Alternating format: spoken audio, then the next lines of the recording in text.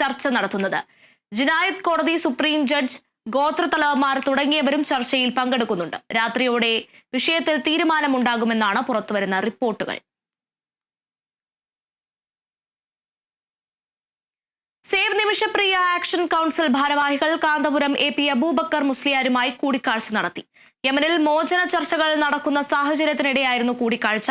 Action council treasurer Muhammad Koorachunda, core committee അംഗം K Sajeev Kumar എന്നിവരാണ് കോഴിക്കോട് മർക്കസിലെത്തി കൂടിക്കാഴ്ച നടത്തിയത്. കാന്തപുരത്തിന് യമനിൽ ഉള്ള ബന്ധങ്ങൾ ഏറെ സഹായകരമായെന്നും നിമിഷപ്രിയയുടെ മോചനവുമായി ബന്ധപ്പെട്ട് നടക്കുന്ന ചർച്ചകളിൽ പ്രതീക്ഷയുണ്ടെന്നും ഭാരവാഹികൾ പറഞ്ഞു. വലിയ പ്രതീക്ഷ നൽകുന്ന ഒരു വിവരങ്ങളാണ് നമുക്കിപ്പോൾ ലഭിച്ചുകൊണ്ടിരിക്കുന്നത്. തീർച്ചയായും ഉസ്താദിൻ്റെ ഒരു ഇടപെടൽ ഇപ്പോൾ കഴിഞ്ഞ ദിവസങ്ങളിൽ നിന്നൊക്കെ ഉണ്ടായിട്ടുള്ള വലിയൊരു മാറ്റം ഈ വിഷയത്തിൽ ഉണ്ടായിട്ടുണ്ട്. ഞങ്ങൾ ഒരു പ്രത്യേക ഘട്ടത്തിൽ പ്രതീക്ഷ വല്ലാതെ മങ്ങിയിരുന്ന ഒരു അവസരമായിരുന്നു. ആ ഘട്ടത്തിലാണ് ഉസ്താദിൻ്റെ ഇടപെടൽ.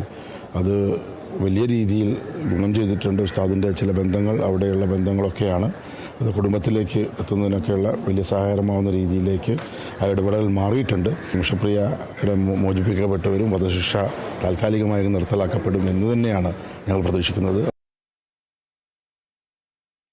യമനിൽ വധശിക്ഷയ്ക്ക് വിധിക്കപ്പെട്ട ജയിലിൽ കഴിയുന്ന മലയാളി നഴ്സ് നിമിഷപ്രിയയുടെ വധശിക്ഷ നീട്ടിയെന്നാണ് സൂചന.